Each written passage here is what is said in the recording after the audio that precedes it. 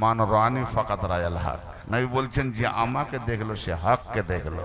আর হককে কোরআন হক, আলী হক, রসুল হক, নবী হক, আল্লাহ হক, কায়নাত হক, নামাজ হক, রোজা হক, দিন ইসলাম হক, আল্লাহ পাকের জাহের বাতেন সব হক। নবীকে যে দেখলো সে হককে দেখলো।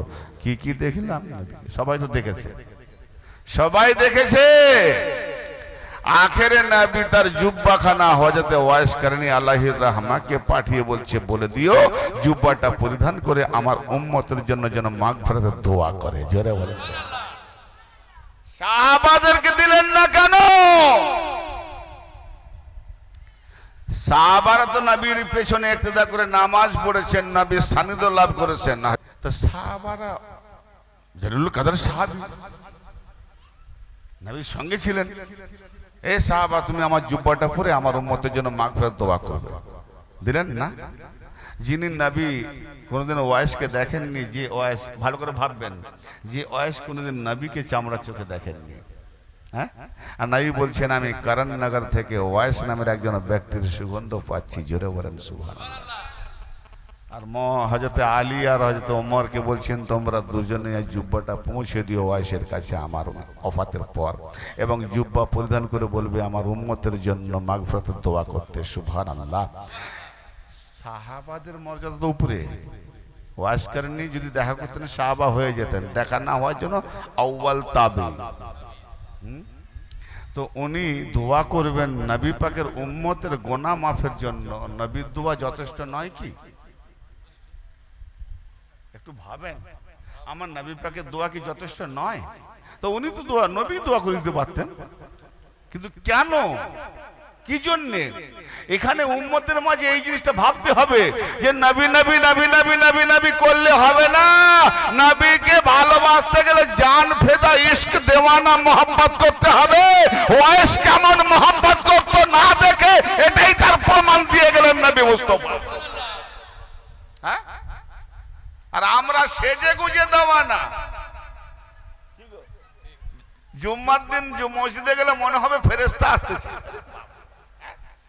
সেজে গুজে মনে করি। আবার এত অহংকার হয়, আমি জুব্বা পরেছি কম বড় হয়েছি নাকি?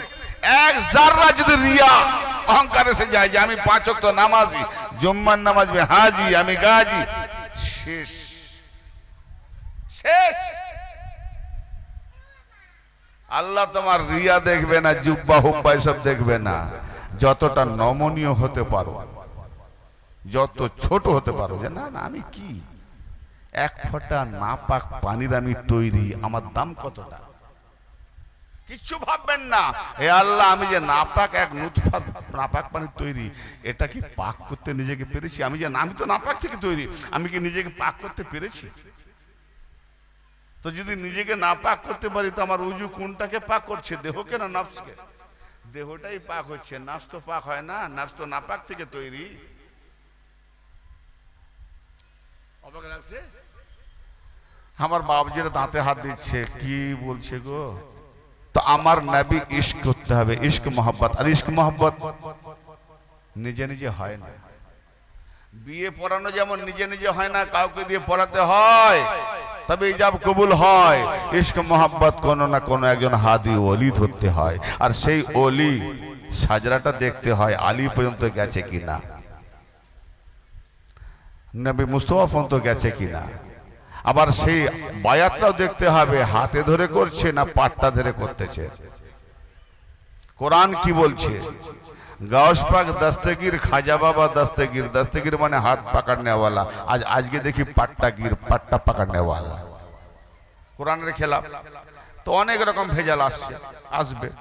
তার মানে কি, বড় বড় জাতের লোক যারা, বড় বড় বাদশা, ওই দলীয় ছোট জাতের হাতে হাত দিতে চায় না, লে পাট্টা ধর, এটাই হাত গন্ধ হয়ে যাবে নাকি অন্য কোনো কারণ? নাকি আল্লাহর হাত এটা নয়? আল্লাহ পাক কি বলছেন যে আমার হয়ে যায়, আমি তার হাত হয়ে যায় আল্লাহ। সে যাকে ধরে, ওলির হাত নয়, ওটা আল্লাহ ধরেছে। দলিল চাইবেন, প্রশ্ন ইনশাআল্লাহ দলিলে পুরো ভরে চেপে দেব।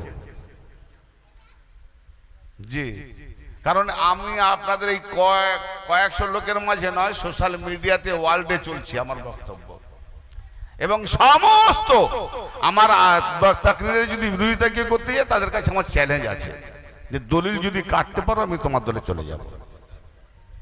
আর জীবনে স্টেজে উঠবো না, জীবনে স্টেজে উঠবো না। এর থেকে আর বড় কি হতে পারে? তো নবী পাককে বুঝতে হবে, আহাদ আহমদ মোহাম্মদের যে মোকাম, এই মোকাম জানতে হবে। আমাদেরকে এ দেখিয়েছে, ও করেছে, সে করেছে না। হযরত ওয়াইস করনি আলাইহির রাহমা সম্পর্কে হযরত ওমরকে বলছে, ওমর, আমার নবী বলছেন, কখনো তোমার সঙ্গে যদি ওয়াইসের সাক্ষাৎ হয়, রাওয়া হুল মুসলিম, মুসলিম শরীফ থেকে হাদিস দিচ্ছি, আপনি চাইলে আমার এখানে পিডিএফ আছে এবং মুসলিম শরীফের কিতাব আছে, যে কোনো প্রিন্টিং থেকে, লেবানন থেকে, দেওবন্দ থেকে যে প্রিন্টিং চাইবেন সেই প্রিন্টিং থেকে আমি দেবো। কারণ এই মোবাইলে না হলেও 20,000-এর বেশি আমার কিতাব আছে। যাই হোক, কথা হচ্ছে হযরত ওমর রাদিয়াল্লাহু তাআলা আনহুকে নবী পাক বলছেন, যদি কোনো সময় হযরত ওয়াইস করনির সঙ্গে তোমার সাক্ষাৎ হয় তো ওমর তার কাছ থেকে তোমার মাগফিরাতের দোয়াটা চেয়ে নিও। সুবহানাল্লাহ। ওয়াইস তাবেঈ, উমর সাহাবী, খলিফা দ্বিতীয়, তাকে বলছেন নবী যে ওয়াইসের কাছ থেকে তোমার মাগফিরাতের দোয়াটা চেয়ে নিও। তার মানে ওমর গুনাহগার আছে, মাগফিরাত চাইতে তাকে বলে যার গুনাহ থাকে, আর ওয়াইস আর সেই গুনার জন্য ক্ষমার জন্য দোয়া চাই যার গুনাহ নাই। কি বলেন? আরে আমার কথা ভুল বলবেন তো মুসলিম শরীফের হাদিসকে মিটিয়ে দেন, ভাবেন আগে।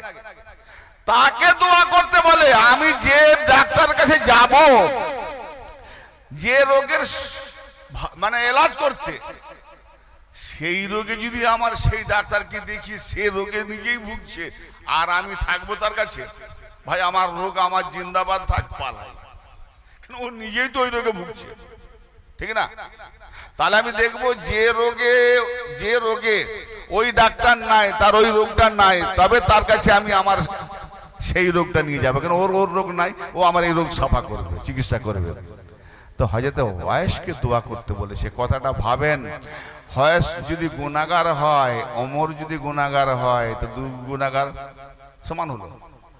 ওয়াইসকে নবীকে ইশক করার জন্য ওয়াইস মাসুম বেগুনাহ হলো, ওমরকে বলছে মাগফিরাতের দোয়াটা চেয়ে নে। ভাবেন কোন দিকে যাবে? আমি তো মুসলিম শরীফে হাদিসটা পড়ে কমসে কম 1 ঘন্টা শুধু বসে রয়ে গেছি। আরে কি ব্যাপার, ইনি সাহাবা, ইনি তাবে, ভাবান্তরে পড়ে গিয়েছি। তো ভাই একটু মাথা ঠিক করে আমাদেরকে সত্য পথে যেতে হবে। কোনো দলীয় মনোভাব না। আমি আমার বাপের জন্য ডাকিনি, মায়ের জন্য ডাকিনি, কারো ধানে মই দেওয়ার জন্য, নষ্ট করার জন্য ডাকিনি। বাস আমার ডাক একটাই, যে হক পথ দেখে সত্য পথে অবতাগু ইলাইহিল ওয়াসিলা, আল্লাহকে পাওয়ার জন্য যে ওসিলাটা সন্ধান করতে হয় সেই ওসিলাটা সন্ধান করার দরকার আছে।